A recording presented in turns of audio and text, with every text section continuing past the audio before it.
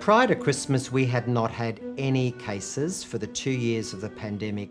On the 29th of December, we had our first case, and then it went berserk. Mark Sewell doesn't normally need protective gear for his job.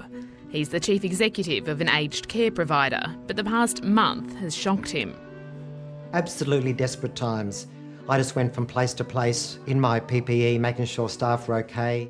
10 out of his 11 aged care homes in regional New South Wales and the ACT have had outbreaks. More than 280 residents and 250 staff got COVID. We had people from our HR team and people from our finance team turning up at our homes helping out the care staff. We had some relatives getting trained online in infection control. So how's it going here? Well, it's been very difficult. We had staff working overtime every day, and we had some staff who did 10, 12, even 15 days in a row. The federal government provided surge workforce funding for temporary staff during outbreaks as part of a $100 million COVID aged care support package. The government says more than 78,000 shifts have been filled. Mark Sewell needed nurses to fill shifts at one home in January. He bounced between state and federal departments and hours of paperwork until a Commonwealth case manager eventually found him 2 nurses.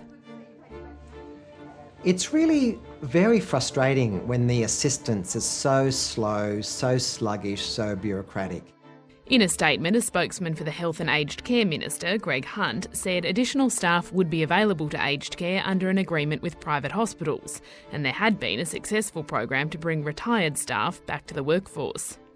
According to federal government figures, there are more than 1,200 active COVID-19 outbreaks at aged care homes across the country. Nearly 10,000 residents and more than 14,000 staff are infected. More aged care residents have died of COVID-19 in the first weeks of 2022, nearly 500, than in the whole of last year. It's unclear how many of those residents died before they'd had their vaccine booster. Well, I'll have to take that on notice so that I can give it to you, because there is a time lag in receiving that data from the states. The federal government had committed to finishing the aged care booster rollout by the end of January. Today, 99% of facilities had received a booster clinic, but only 66% of residents at those facilities had actually had their 3rd dose. There are many reasons for that. We've discussed this with the sector. The latest advice that I have is that approximately 60% of those that have agonisingly passed have been in palliative care. I think it's disrespectful to the families and to the people who've died to frame them in this way. It basically suggests in some way that aged care residents are somehow in between life and death. It's just tragedy. It shouldn't have occurred. Anita Westerer has advised state and federal governments on aged care policy. The staffing before COVID happened was very tight, very tight. What we've seen over the last 25 years or so has been an overall reduction in the number of qualified staff working in aged care. The pandemic has exacerbated aged care workforce issues. Large numbers of staff have been furloughed with the virus, and vital volunteers have been kept out of homes during lockdowns. Border closures have also stemmed the flow of workers from overseas. The aged care regulator received 64 complaints in January raising issues with staffing levels or insufficient types of workers. It found 10 residential services weren't meeting standards around the number or mix of staff required. Last year, the Royal Commission into Aged Care made it clear the sector needed to attract more workers. It recommended an increase to award wages, but the government didn't accept that. Instead, the government is waiting until the Fair Work Commission rules on a union submission which would boost pay by more than $5 an hour. Well, a $5 per hour increase would dramatically increase the cost of an aged care workforce. We want to make sure that this is a sustainable system going into the future. If you're a personal care assistant, you can actually get paid more as a checkout operator at the local supermarket than you do for hourly rates for aged care. The Royal Commission also recommended that residents receive a minimum of 200 minutes of care per day, with 40 minutes of that provided by a registered nurse. The government agreed, but instead of accepting a deadline of July this year, the minimum care time won't be mandatory until October next year. The latest figures show residents are receiving 180 minutes of care a day.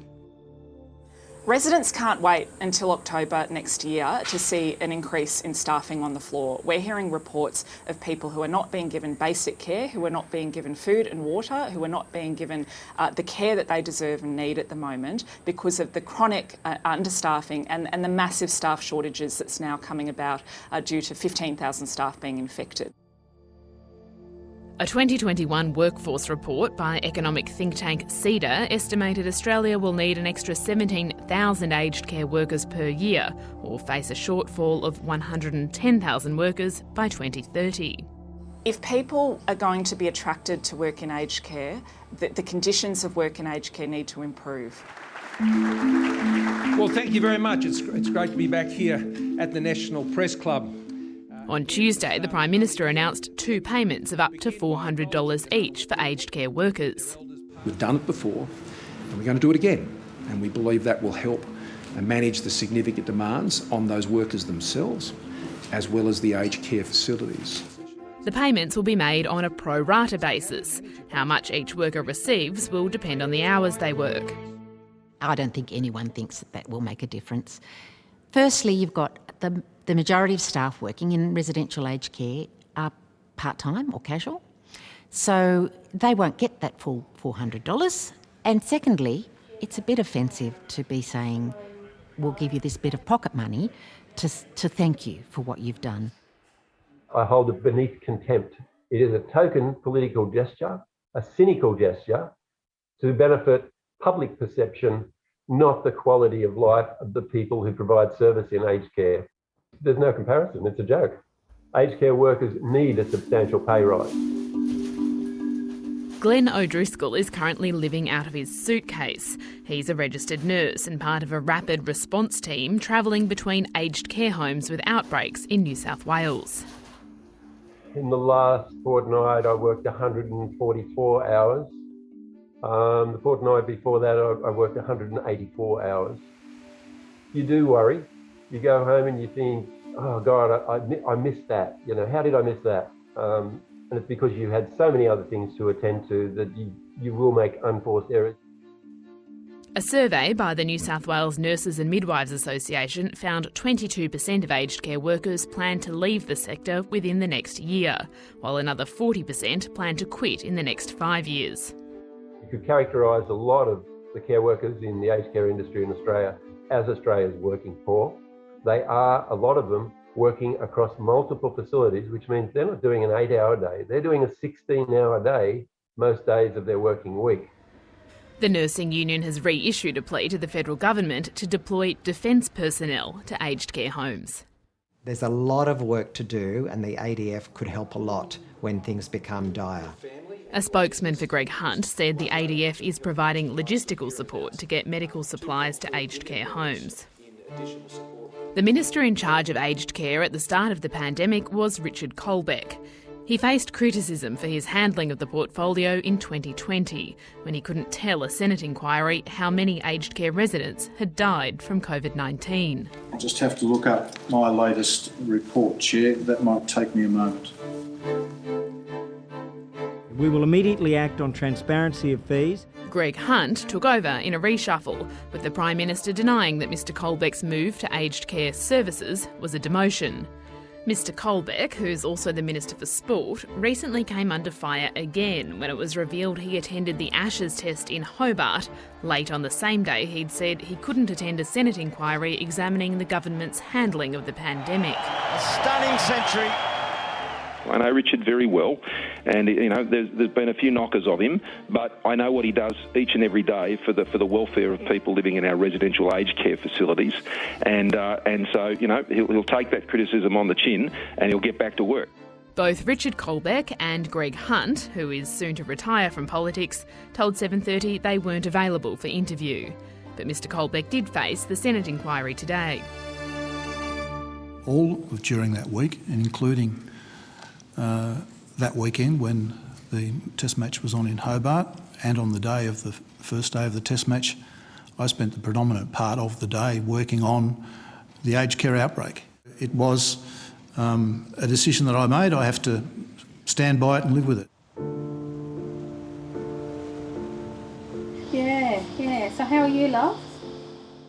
Glenna Clough's sister, Ruth, is in an aged care home in Sydney, where 21 residents and 36 staff had COVID in a recent outbreak. The standard of care was very slipping.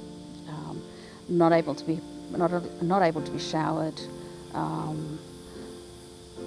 Not able to be cleaned because she's bedridden. Be cleaned, lying in fecal matter for extended periods of time. It's not because they're slack, it's because they're run off their feet. Following local public health directions, Ruth's home locked down for 23 days during the outbreak, meaning she was largely confined to her room. Her just lying there crying on the phone to us for hours because she's so distressed. It wasn't a very pleasant time. This is her home and it's treated like a prison. Glenna's other sister, Janine, is a retired nurse and offered to come in and care for Ruth herself, but the home said no. The sisters are concerned that staffing during outbreaks and consistent and transparent lockdown rules don't seem to have been ironed out 2 years into the pandemic. We're really concerned that these lockdowns can happen again at any time. In a statement, a spokeswoman for Adventist Aged Care, Kings Langley, said all shifts were filled during the outbreak and residents received the levels of care they needed. The statement said, on average, residents received 208 minutes of care a day. 3 weeks ago, Minister Hunt and Minister Colbeck tasked 2 advocacy groups with creating a national proposal to reduce mental health impacts of lockdowns on residents. Neither minister responded to 730's questions about when that would be delivered. Mark Sewell is doing everything he can to keep staff coming back. The provider is paying 50% more during outbreaks and giving workers free meals. It's been really left to the sector and the peak bodies of the sector and the unions to argue the case for better support, better remuneration and a better life for older people in aged care.